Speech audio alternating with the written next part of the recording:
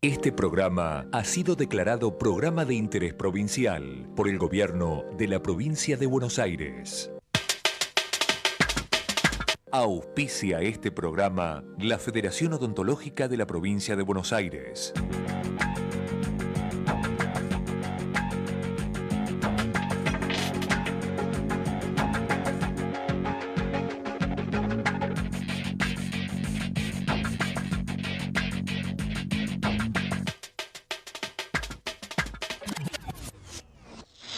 Buenas tardes, ¿qué tal? ¿Cómo les va? Bienvenidos a ESE.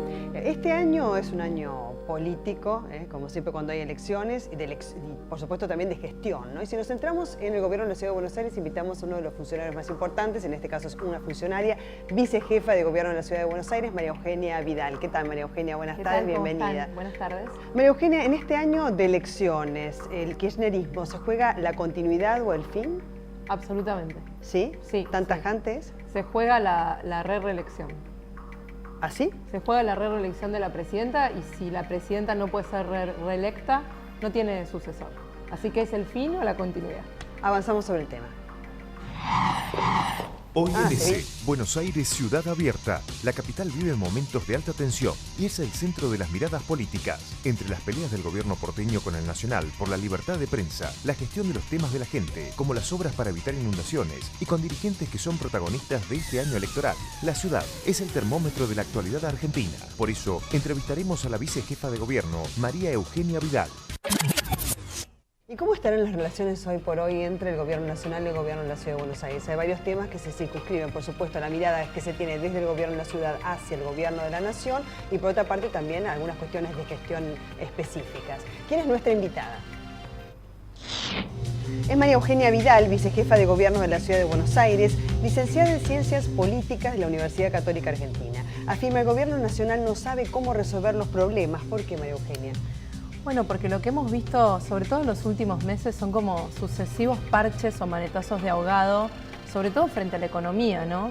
Que cada vez muestra más síntomas de debilidad. ¿En qué caso puntual? Bueno, vemos un ministro de Economía que a la mañana dice que el dólar no es un problema y al mediodía la presidenta lo cita de urgencia a todos porque el dólar está subiendo. ¿Y el dólar es un problema? Definitivamente es un problema. Que haya un mercado cambiario paralelo, que el gobierno evidentemente dice que puede controlar pero no controla, marca otra escala de precios. ¿Y cómo ¿no? se solucionaría eso? Porque hay una, digamos, una administración también, ¿no es cierto?, respecto a lo que es el tipo de cambio. El problema es el dólar, es la inflación, es la suma de un montón de fisuras sobre el famoso modelo, que empieza a mostrar debilidades frente a una presidenta que no tiene ministro de Economía y que no tiene equipo económico.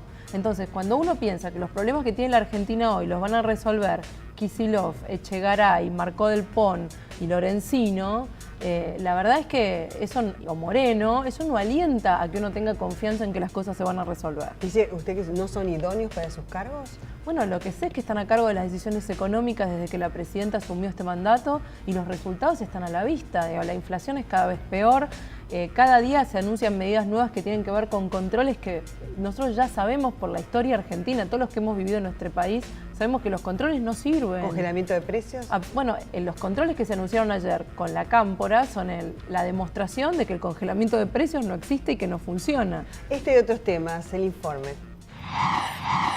El 2013 puede ser un año decisivo en la política nacional por las elecciones y día a día el escenario de la actualidad se recalienta. Las acusaciones de corrupción contra el gobierno hicieron también recrudecer el enfrentamiento del kirchnerismo con algunos medios y Macri irrumpió en escena con un decreto para defender la libertad de expresión. El decreto afirma la autonomía de la Ciudad de Buenos Aires en este tema y enmarca una protección para los periodistas y los medios de comunicación en nuestro territorio. La reforma judicial se repartió entre quienes lo califican una democratización y quienes dicen que fue una embestida. La economía vive un año caliente, el precio del dólar y el plan de blanqueo ganaron la tapa de los diarios y la inflación es un tema tabú hasta para el ministro de Economía. No sé, ¿puedo cortar esto un minuto? Sí. Me quiero ir. A poco de cumplirse 10 años de un proyecto político que hace apenas 2 tuvo el 54% de apoyo social, la realidad argentina tiene signos de alerta. ¿Hay corrupción en el gobierno nacional? Bueno, las denuncias son cada día más más amplias, cada día abarcan a más funcionarios. A mí lo que me parece grave frente a estas denuncias son dos cuestiones. La primera es el silencio de la presidenta, porque las denuncias cada vez llegan más cerca de ella y la atacan más personalmente. Pero y la puede verdad ser es que haya corrupción y que ella no se haya enterado de esos casos si de es así, corrupción. tiene que salir a aclararlo, tiene que salir a decirlo, porque la escala de las denuncias es cada vez más grave y la verdad es que la gente que, tanto los que la votaron como los que no la votaron se merecen una explicación. ¿Y cuál ¿no? es el de todo funcionamiento esto. de la justicia en base a investigaciones que en realidad provienen del periodismo y se hacen públicas? Y el segundo problema es ese. El segundo problema es una justicia que tarda años, a veces más de 10 años, en dar una respuesta frente a un caso de corrupción, que en este caso uno no termina de entender por qué hay tantos jueces que entienden sobre la misma cuestión. Uno entiende sobre el enriquecimiento ilícito, otro sobre los bolsos, otro sobre la bóveda, como si no fuera todo lo mismo. ¿Debiese unificarse las causas? Y está claro que la fragmentación hace que la cosa sea más lenta, esta discusión de competencias, si el juez es de Santa Cruz, si el juez es federal, digo, todo pareciera que tiende a que esto sea cada vez más lento, se vaya disolviendo en el tiempo y una vez más la gente vuelva a sentir que frente a una denuncia grave de corrupción no pasa nada. ¿Recrudeció el enfrentamiento a partir de esto entre el gobierno nacional y los medios de comunicación? Yo creo que el problema del gobierno nacional es creer que la gente vota en función de lo que un medio de comunicación le dice. ¿Y en En función el de qué fondo vota me la parece gente? que hay una profunda subestimación de la gente. Los ciudadanos se eligen por lo que les toca vivir todos los días, por si van a un supermercado y la plata que cobran a fin de mes les alcanza o no les alcanza y cada vez tienen más inflación o no, por si pueden salir de su casa tranquilos o estar en su casa esperando que vuelvan sus hijos sin pensar que los van a matar en el camino. Independientemente de lo que le diga Clarín, La Nación, C5N, vota por lo que le pasa todos los días. El DNU, ¿no es cierto?, decreto de necesidad de urgencia de Macri, ¿ha sido hecho a medida de, no sé, el grupo Clarín, como se dice, como ha trascendido? El DNU es un decreto que protege las libertades y le da garantías al periodismo, tanto a los medios como a los periodistas, de todos los matices posibles, todos los que existan. Claro, pero la principal, digamos, lo que dice la oposición, digamos, este decreto de necesidad de urgencia, es que es para un distrito específico como el de la Ciudad de Buenos Aires y se basa en el artículo 31 de la Constitución Nacional, por lo cual no puede haber, digamos, una norma que esté por encima de nada que ha sido decretada por la autoridad federal, ¿no es cierto? Otras leyes, la ley de leyes que es la Constitución. En primer lugar, justamente como la Constitución es la ley de leyes, en su artículo 32 le da específicamente las competencias sobre libertad de imprenta a las provincias. Eso es una facultad de cada una de las provincias. Así que en términos de competencia estamos bien enmarcados. Pero lo más importante es que en el marco de este decreto, que espero sea ley la semana que viene, cualquier periodista de cualquier medio que sienta que ve restringida su libertad de expresión tiene un ámbito para ser protegido. Solo para poner un ejemplo, las consultoras que miden inflación y que Moreno multa, o que multaba hasta el último fallo judicial favorable a ellas por difundir números que no eran los del INDEC, podrían haber tenido una garantía y una protección para hacer su trabajo. El periodista Micheli, de Canal 7, cuando fue incomodado por un funcionario público por una pregunta que no le gustaba, podría haberse amparado en esta ley. Digo, esta ley fue pensada mucho más allá de la amenaza de intervención a Clarín o el proyecto de expropiación de papel prensa. Pero puede haber una ley de medios para la Ciudad de Buenos Aires y la ley de medios que rige a nivel nacional, que ya fue sancionada por el Congreso de la Nación. Está cuestionada su constitucionalidad, justamente porque se ha sancionado con competencia federal sobre una materia que es de competencia local. De hecho, ya la provincia de Córdoba ha sancionado una ley en el mismo sentido, hay un antecedente en la provincia de San Luis, así que esto lo va a tener que terminar resolviendo seguramente la Corte.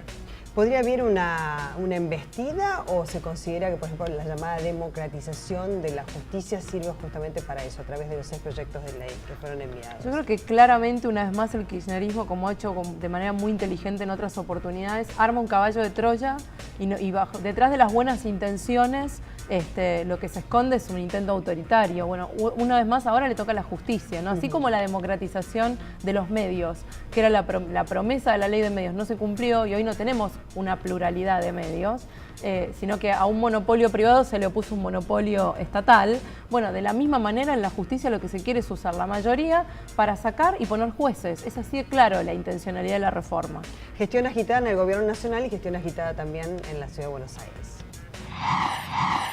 Buenos Aires es una ciudad abierta entre la gestión de los temas de la gente y los conflictos. La inundación es una herida aún latente en la sociedad. Sin embargo, las obras son otra fuente de peleas con la Casa Rosada. El Metrobús de la 9 de julio generó polémicas, pero es parte del gran problema del tránsito en la ciudad.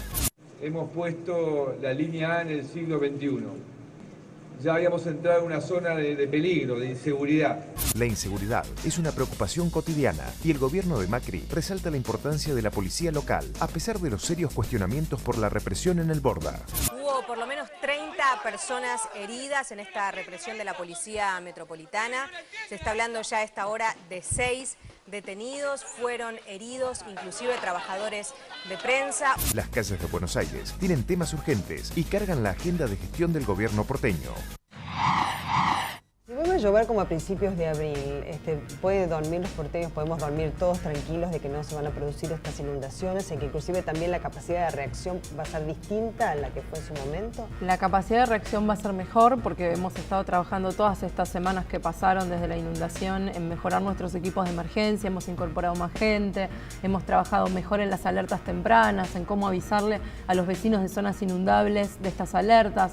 Ahora, no podemos garantizar que no se van a volver a inundar porque la verdad es que la dimensión de esa lluvia fue muy intensa, fue realmente una magnitud histórica inesperada y además porque realmente para que no se vuelva a inundar es necesario hacer obras que tardan no menos de 3 años y medio. ¿Y por qué no se hicieron antes? ¿Por qué no estaban hechas hasta ese momento? Bueno, algunas se habían hecho, como el caso del Maldonado, ¿no? Que permitió que toda la zona de Juan B. Justo no se inundara, pero bueno, son obras muy costosas para un solo distrito como el nuestro que vive con lo propio, además pues nosotros casi no tenemos aportes del gobierno nacional y necesitábamos un crédito. No le estábamos pidiendo al gobierno nacional que ponga la plata, sino que nos dé un aval para tomar un crédito que nosotros mismos íbamos a pagar para poder hacer la obra. Y algunos dicen desde la oposición, ¿no? ¿Por qué esto necesita un financiamiento externo o un aval para un crédito cuando históricamente se cuenta con el presupuesto más alto que se haya tenido en el gobierno de la Ciudad de Buenos Aires? Bueno, en general estas grandes obras de inversión se financian en todas las ciudades del mundo con créditos, pero más allá de eso, la mitad del presupuesto de la ciudad se dedica a salarios, a todos los salarios de los empleados públicos, los docentes, los médicos, las enfermeras.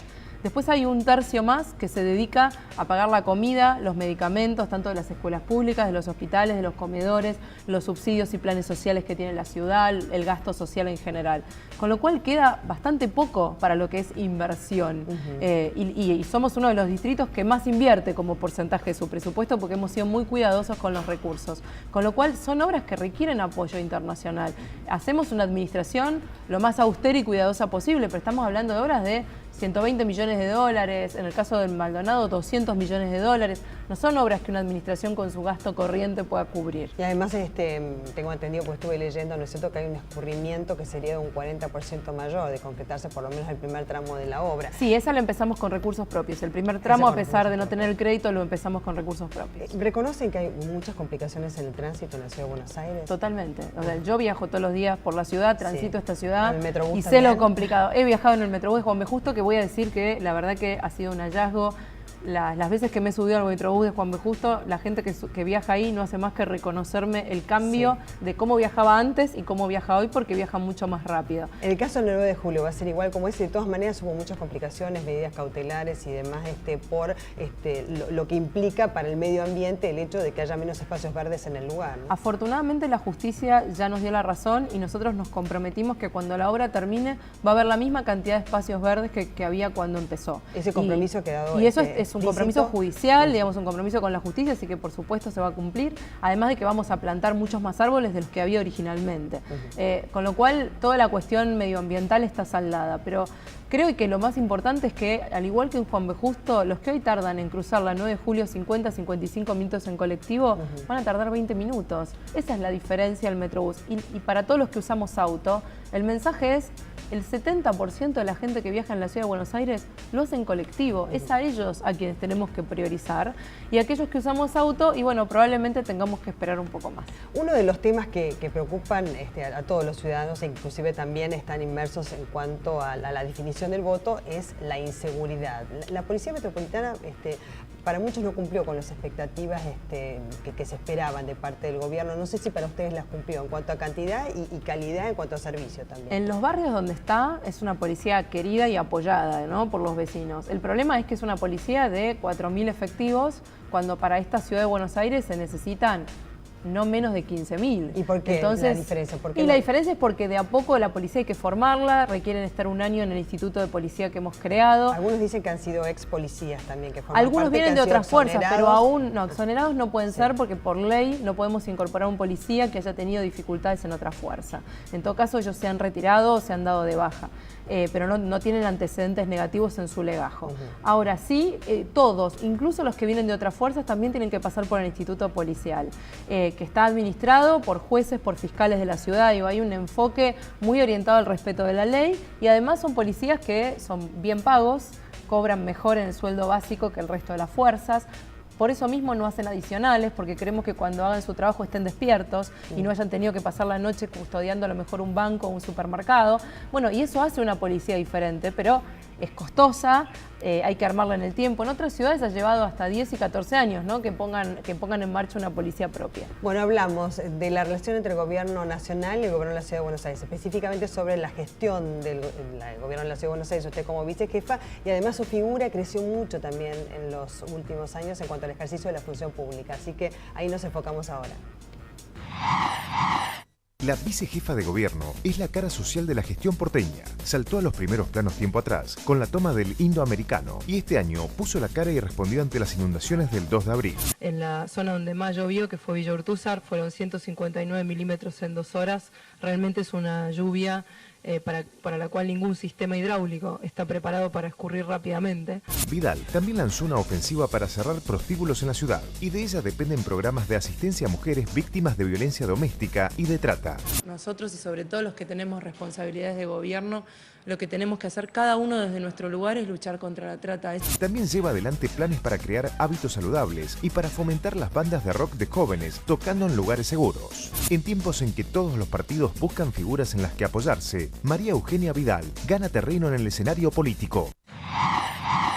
Y siendo mujer, que bueno, se habrán preguntado millones de veces, ¿no es cierto? Hay que estar un poco a los codazos también para hacerse de propio. Y para las mujeres siempre es un poco más difícil en todas partes, no solo en la política. Claro. Pero yo siempre digo que lo tomo como un desafío más y más que como un lugar desde el cual ponerme en víctima, ¿no? Lo tomo como, bueno, sí, y es más difícil por ser mujer, bueno, igual lo vamos a hacer, ¿no? Pero bueno, Macri cuando la eligió también tuvo en cuenta que quería, digamos, una compañera de fórmula que fuese mujer también, ¿no? Yo siempre destaco mucho en su elección, no solo en la mía, sino en la de los 2 vicejefes anteriores que lo acompañaron, porque Horacio fue su vicejefe de fórmula en el 2003, Gabriela antes que yo. Él siempre eligió gente de su equipo, gente en la que confiaba y con la que había trabajado antes. Entonces, cuando vemos tantos problemas con los vices, ¿no?, en otras jurisdicciones, esto no es casual. Él eligió a alguien no solamente para la elección, sino también para gobernar. Y por esto ahora la cosa fluye tanto entre nosotros y fluía con Gabriela, porque bueno, nos conocemos desde hace mucho. Está bien. Y en cuanto a la gestión, ¿no?, ¿cuál es el último pensamiento con el que se va a dormir a la noche y cuál es el primero con el que se despierta? Bueno, siempre tiene que ver con algo que me faltó hacer en el día. Cuando uno trabaja en esto, siempre tiene la sensación de que debería haber hecho más, ¿no? Porque la demanda es infinita y más en un cargo como el que me toca hoy, que es tan abarcativo, ¿no? Pero me pasaba lo mismo cuando estaba en el área social del gobierno. Ahí más duro todavía, ¿no? Sí. Porque uno siempre siente que hay alguien más que quedó en la calle, hay alguien más que tendría que haber asistido. Pero bueno, me acuesto pensando en eso y me levanto con las ganas de hacer todo lo pendiente, ¿no? La fuerza se renueva. Bueno, y hay un plan, ¿no es cierto?, que se está concretando, que se cierre de prostíbulos, que además es algo, digamos, que tiene su propia impronta, ¿no? Bueno, yo me involucré mucho con el tema trata ya cuando era ministra y abrimos en la ciudad con ayuda de Susana Trimarco, que recién la veíamos, una gran amiga, me ayudó a abrir el primer refugio confidencial para mujeres víctimas de trata, porque muchas veces cuando se rescata a las mujeres de los prostíbulos, las redes las siguen persiguiendo para que no declaren en el juicio. Claro. Entonces era muy importante tener un lugar que las protegiera. Bueno, ese lugar funciona ya desde hace varios años y ahora estoy sumando ya como vicejefa una política muy seria de persecución a los prostíbulos y a la trata dentro de los prostíbulos de la ciudad.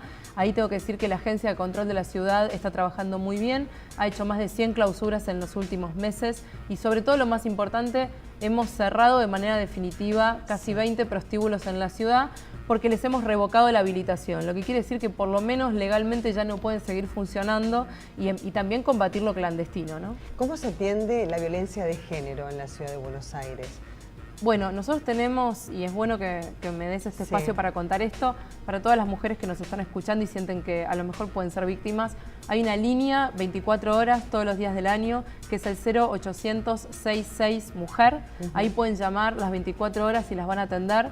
Pero además tenemos desde hogares para aquellas que tienen que dejar su casa, casas de medio camino, asesoramiento jurídico con sus hijos, asesoramiento jurídico, asesoramiento psicológico, grupos. Así que no se sientan solas, porque esta es una violencia que aísla, ¿no? Y en general las mujeres que son víctimas tienen miedo de contárselo a su familia, a sus amigas. Bueno, si no se animan, que llamen a este teléfono, ni siquiera tienen que dar su nombre si no quieren, y que pidan ayuda. No, y a ver, está en pantalla el número, me dice, 0800-666-MUJER. Eso es importantísimo, digamos, porque además el hombre mismo hace, digamos, que se produzca un aislamiento total de esa mujer respecto de hasta su entorno familiar más cercano, así que no puede acudir absolutamente a nadie. ¿Cómo es su vida como mujer para compatibilizar la gestión pública y la familia? Bueno, me pasa lo que le pasa a todas las mujeres que trabajan. Yo no me quejo, siempre digo, porque trabajo de lo que me gusta. Hay muchas mujeres que trabajan las mismas horas que yo y no pueden elegir. Así que no me puedo quejar. Pero me pasa lo mismo, hago equilibrios que a veces me salen bien, otras veces no tan bien. Tengo un esposo que me acompaña, una ayuda de mi madre, que como abuela está muy presente. Tengo 3 chicos y uso el teléfono todo el día y trato de ir corriendo a las reuniones de padres y a los actos y no faltar, y al mismo tiempo sostener el trabajo. ¿Hay algún reclamo de los hijos o no? Y sí, claro, hay reclamos. Más de los comunes, digo. Bueno, no, digamos, yo la verdad que han sido, en ese sentido son bastante pacientes conmigo, pero me acompañan mucho. Pero sí, cada tanto reclaman, y con toda la razón, porque bueno, los chicos siempre quieren tener a su mamá al lado, y yo tengo una actividad que me demanda muchas horas, o los días como los de inundaciones, o cuando hay alguna crisis, a veces no llego a dormir, y bueno, y todo eso se siente y se resiente en mi casa. Pero bueno, también ellos saben que yo hago esto porque de verdad siento que mi compromiso tiene que ver con dejarles a ellos un mejor país que el que me tocó a mí, ¿no? Entonces, bueno, ese trabajo tiene también a ellos como destino. Y un marido que por otra parte debe ser muy inteligente, que acompañe, no le molesta que su mujer sea una figura pública. Es muy generoso, me ha acompañado mucho, creo que sin su apoyo no habría podido hacer todo este recorrido. Es un par, se ocupa de las cuestiones de mis hijos y de la casa tanto como yo, y la verdad que cuando uno hace este camino, que además es difícil por la exposición, por la hostilidad, tener un lugar a la noche al que volver a casa con alguien que te espera, la verdad que hace una enorme diferencia. Está bueno eso. Sí. Por lo menos es un abrigo, ¿no? Después de tanto vapuleo, digo, en cuanto al ejercicio de la función pública. Y claro, en la política me parece como en todos los trabajos, ¿no es cierto? No hay techos, porque uno se los va poniendo, ¿no es cierto? Más allá de todos los elementos exógenos que quiera poner techos. Habiendo llegado a vicejefa de gobierno, ¿cuál es su ambición en la política? Bueno, yo en general pienso que en política uno tiene que ir demostrando. Y además, todavía me siento joven, con lo cual no tengo como... Muchos políticos dicen, yo quiero ser presidente. En mi caso, no sé si querría ser presidenta. Me siento claro, como que muchos creen que hay como una carrera para cumplir. En mi caso, yo disfruto mucho lo que hago. Hoy estoy disfrutando enormemente ser vicejefa. ¿Pero jefa de gobierno, por ejemplo?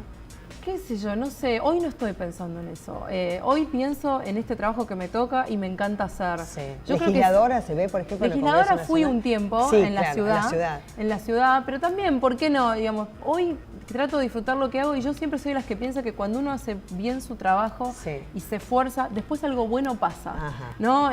No soy tal vez muy organizada en la planificación de mi carrera, al contrario que otros políticos, pero hasta ahora no me ha ido mal así que por ahora, mientras me siga yendo bien, no voy a cambiar. ¿Y a Macri dónde se lo imagina de acá a unos años? Y cuando yo me involucré en el PRO, que fue el primer espacio donde yo hice política porque no tenía militancia previa, yo lo hice pensando en que quería que Mauricio fuera presidente, así que a mí me encantaría que en el 2015 él fuera presidente. Trabajo también para eso. Además de ser funcionaria, soy militante del PRO. ¿Y si es presidente, usted qué cargo ocuparía? Si él es presidente, voy a estar donde él me necesite, porque la verdad es que así como disfruté mucho acompañarlo en la ciudad, disfrutaría mucho acompañándolo si es presidente. María Eugenia Vidal, muchísimas gracias. Gracias a ustedes. Vamos a unos pisos, ya volvemos. Auspicia este programa la Federación Odontológica de la Provincia de Buenos Aires. Bueno, nos reencontramos el próximo miércoles a las 18:30 por Metro, como siempre. Gracias.